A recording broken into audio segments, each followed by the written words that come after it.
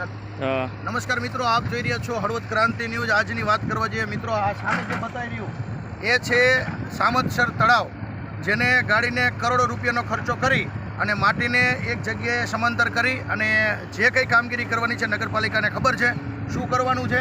પણ વાત કરીએ આ જે તળાવ છે ને મિત્રો, એ તળાવની અંદર અત્યારે જે જીસીબી દ્વારા જે ટ્રેક્ટરથી માટી હારવામાં આવે છે ને, એ માટી પરબારી વેચાણ થતી હોય એવી લોકોની ચર્ચા થઈ રહી છે।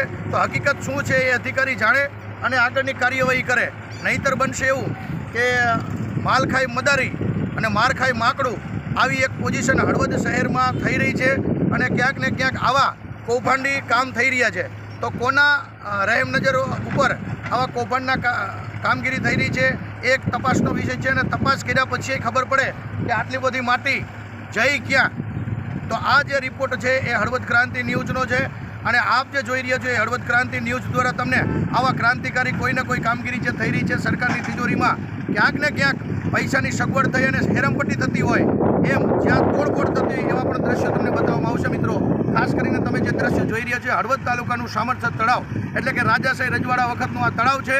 આ તળાવનો કંઈક પણ ઇતિહાસ છે અને ઇતિહાસને પણ પાને લઈ જતું હોય એવી કામગીરી સાથે હળવદ ક્રાંતિ તમને બતાવી રહ્યું છે મિત્રો। આપ જોઈ રહ્યા છો એના સાથે સાથે અલગ અલગ વિચારધારા પ્રમાણે આપ કામગીરીને દર્શાવી અને સરકારશ્રી સુધી આવા સમાચાર પહોંચાડતા આવીશું। આભાર મિત્રો, થેન્ક યુ।